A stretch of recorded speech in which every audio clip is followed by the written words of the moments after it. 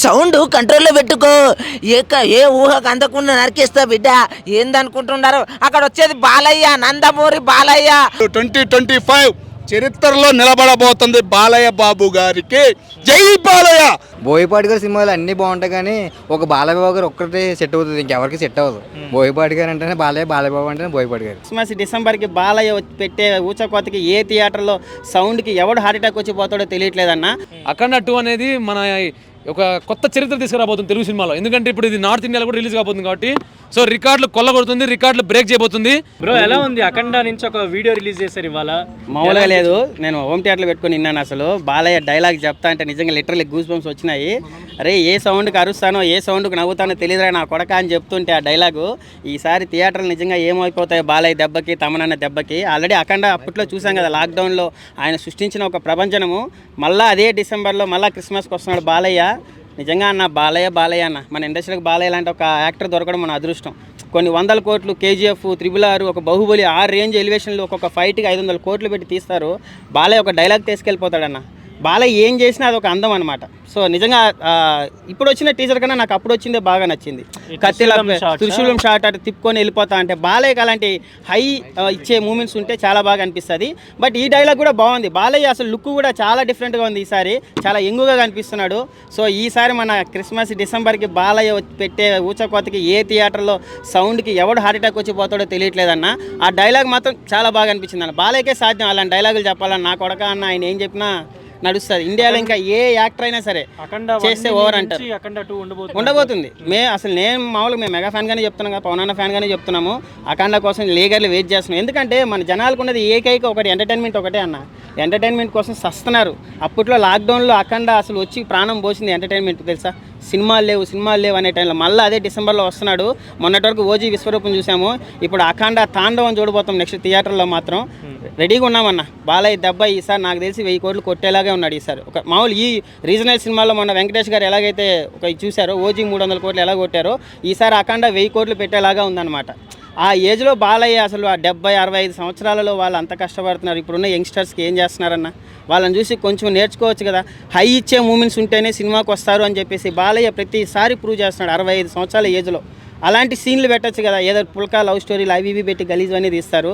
బాలయ్యని చూసి నేర్చుకోవాలన్న, ఒక డైలాగ్ చెప్పాలన్న. వాడమ్మ ఆ ఏజ్లో వాడమ్మ అది రాజసం అంటారు చూసావా. బాలయ్య అంటేనే రాజసం అంటే బాలయ్య. ఆ మేసం తిప్పుకొని వస్తూ ఉంటే ఎప్పటి హీరోలన్నా వీళ్ళందరూ మనం షెడ్యూల్ వేసుకున్నప్పుడు హీరోలు ఇప్పుడు కూడా వాళ్ళు ఆ రేంజ్లో చేస్తున్నారంటే దండం పెట్టాలన్న. తెలిసిందే కదమ్మా తమన్ బ్యాక్గ్రౌండ్. నేను కొత్తగా తెలుసుగా ఇంక బాలయ్య అంటేనే ఇప్పుడు ఇంతకుముందు ఇప్పుడు ట్రెండ్ మారింది. అప్పటి వరకు బాలయ్య నందమూరి తమన్ అనేవాళ్ళు, ఇప్పుడు కొనిదేల తమన్ అంటున్నారు. కొత్తగా ఇప్పుడు ప్రభాస్ కూడా ఏదో ఉప్పలపాటి తమన్ అని చెప్పేసి స్టార్ట్ చేస్తున్నారు. సో ఎవరికి మ్యూజిక్ బాగా కొడితే వాళ్ళు పేర్లు వేసుకుంటున్నారు. అది ఒరిజినల్గా సెట్ అయ్యేది ఎవరికో మన అందరికీ తెలుసు. సో బాలయ్య మళ్ళీ ఈసారి తమను కలిసి మళ్ళీ బోయపాటి ఏం చేస్తాడు స్వామి, ఆయన మెంటలు ఎక్కిస్తాడు. మొన్న రామ్ గన్ సినిమాలో చూస్తే అంటే ట్రాక్టర్ గడ్డపారైతే అట్లే దింపేశాడు. ఈసారి ఏం దింపుతాడు, బాలయ్యతో ఏం చేస్తాడు? గుండె నిజంగా ముందు డాక్టర్ దగ్గరికి వెళ్ళి సినిమా చూడొచ్చా లేదని చెక్ చేసుకుని మళ్ళీ వెళ్ళండి థియేటర్కి. దీనికి బ్లాస్టింగ్ రోర్ అని పెట్టారు కదా, మరి బ్లాస్ట్ అనేది మనకు ఆర్ట్ బ్లాస్ట్ అయ్యేలాగా థియేటర్కి వెళ్తే ఆ సౌండ్కి నిజంగా అన్న భయం వేస్తుంది అన్న అఖండ సినిమాకి వెళ్ళాలంటే. ఎందుకంటే అఖండ చూసాం కదా. ఈసారి ఆయన బోయపాటి ఏం చేస్తాడు, బాలయ్య ఏం చేస్తాడు, బయటకు వచ్చేటప్పుడు నిజంగా మళ్ళీ ఇంటికి వెళ్తామా లేదా హాస్పిటల్కి వెళ్తామని అంత భయంగా ఉందన్న. సో ఇప్పుడైతే ఈ గ్లిమ్సీ మాత్రం సూపర్. బాలయ్య డైలాగ్ ఏ సౌండ్కి అరుస్తానో ఏ సౌండ్కు నాకు తెలియదు, నవ్వుతానో తెలియదురా నా కొడక అంటుంటే చూసారా. యంగ్స్టర్స్ మనమే చెప్పలేకపోతున్నాం. 30 ఏజ్లో ఉన్నవాళ్ళం. 65 సంవత్సరాలు ఆయన చెప్తా అంటే ఎంత అందంగా ఉంది ఆ డైలాగు. అందుకే బాలయ్య అంటారు. అఖండ ఎలా అనిపించింది బ్లాస్టింగ్?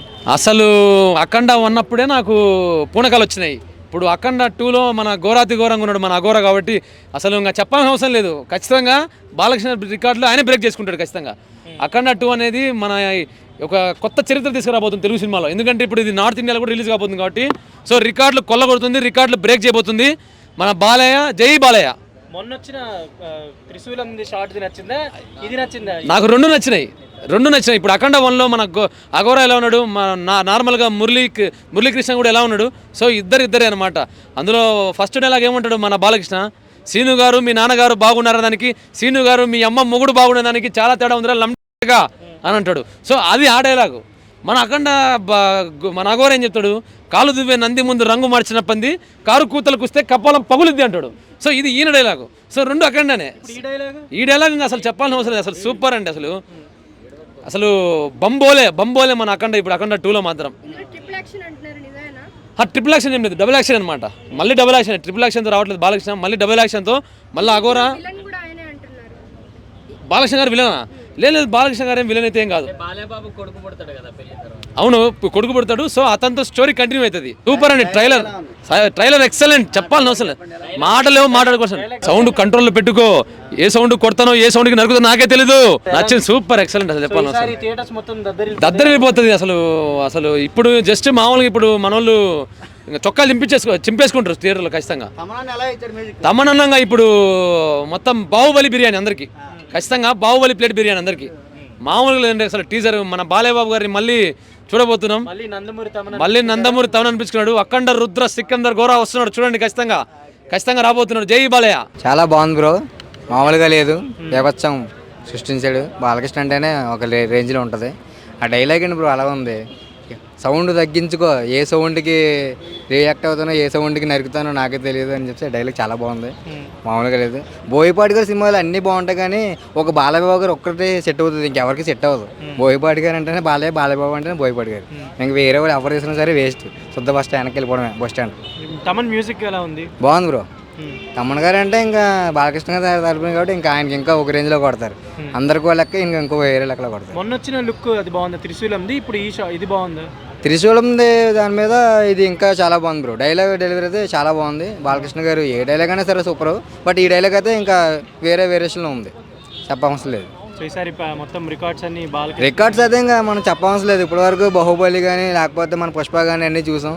బట్ ఇప్పుడు బాలయ్యబాబు గారు రికార్డ్ పట్టుకోవడం అనేది ఒకసారి చూస్తారు. మొన్న కుంభమేళలో కూడా షూటింగ్ జరిగింది కదా, అది ఎలా ఉండబోతుంది అనుకుంటున్నారు? కుంభమేళలో షూటింగ్ జరిగిందంటే అంత క్రౌడ్లో తీయడం అనేది చాలా కష్టం. కానీ బోయపాటి గారు ట్రై చేసి మరీ తీశారంటే ఆయన ఎంత కష్టపడి ఉంటారో ఈ సినిమాతో ఆయన ఆ కష్టానికి ఫలితం దక్కించుకుంటారని నేను అనుకుంటున్నాను. ఈసారి థియేటర్స్ తమన్ మ్యూజిక్ బ్లాస్ట్ అయిపోతాయి. తమన్ మ్యూజిక్ బ్లాక్ బస్టర్ అండి. ఆల్రెడీ థియేటర్లు అన్నీ కూడా మళ్ళీ రిమోడలింగ్ చేస్తున్నారు. ఎందుకంటే తమన్ గారి మ్యూజిక్కి ఎక్కడైతే పగిలిపోతాయేమో అని డౌట్ వచ్చి మళ్ళీ రిమోడలింగ్ చేస్తున్నారు.